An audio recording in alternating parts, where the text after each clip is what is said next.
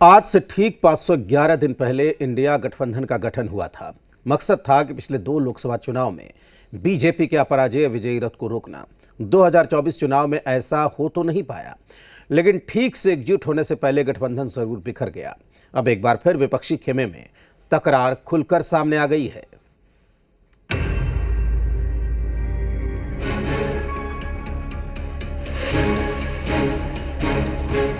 महाराष्ट्र और हरियाणा चुनाव में हार का साइड इफेक्ट अब साफ नजर आ रहा है। 16 महीने पहले बने इंडिया ब्लॉक में एक बार फिर नेतृत्व की लड़ाई सतह पर आ गई है। जिस कमान की डिमांड करने वाले नीतीश कुमार ने इंडी गठबंधन से अपना रास्ता अलग किया था, उस पर नया दावा ठोका है बंगाल की मुख्यमंत्री ममता बनर्जी ने। इंडी गठबंधन को लीड करने की इच्छा जाहिर की है, जो इंडी गठबंधन के लिए धर्म संकट है।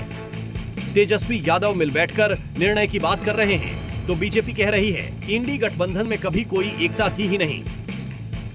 अब देखिए, ये तो सब लोगों को मिलजुल के फैसला लेना है और जो सबकी राय बनेगी उसमें हम लोगों को किसी के नाम पे कोई अभी विचार नहीं किया है, लेकिन जब ये निर्णय होगा सब लोग बैठेंगे तभी हो सकता है।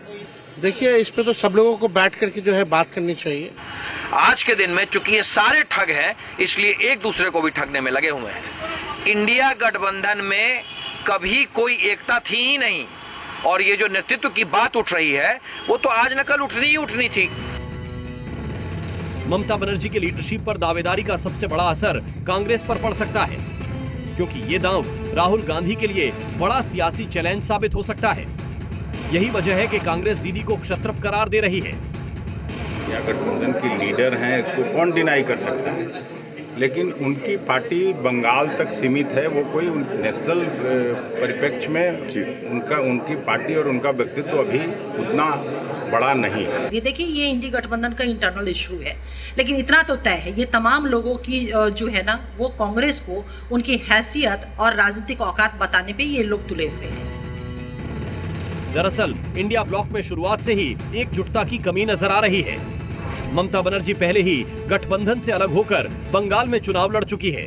दिल्ली और पंजाब में केजरीवाल भी कांग्रेस से अलग होकर चुनावी मैदान में उतर सकते हैं। महाराष्ट्र चुनाव के दौरान समाजवादी पार्टी और कांग्रेस के बीच सीट बंटवारे को लेकर तकरार रही। यूपी उपचुनाव में भी कांग्रेस और समाजवादी पार्टी एक साथ नहीं आ पाई। और अब ममता बनर्जी के दावे पर कांग्रेस और खासतौर पर राहुल के लिए एक नई चुनौती खड़ी कर दी है। रूपेंद्र, जी मीडिया, पटना। पश्चिम बंगाल की मुख्यमंत्री ममता बनर्जी के इंडिया गठबंधन को लीड करने की इच्छा पर जेडीयू विधायक रिंकू सिंह ने कहा कि इंडिया गठबंधन में जितने भी लोग हैं वो सब मेढक की तरह हैं। एक बार नीतीश कुमार ने उन मेढकों को एक करने की कोशिश की, लेकिन नहीं कर पाए। अब तो ये लोग कभी इकट्ठा हो ही नहीं पाएंगे। वहीं बीजेपी भी निशाना साध रही है।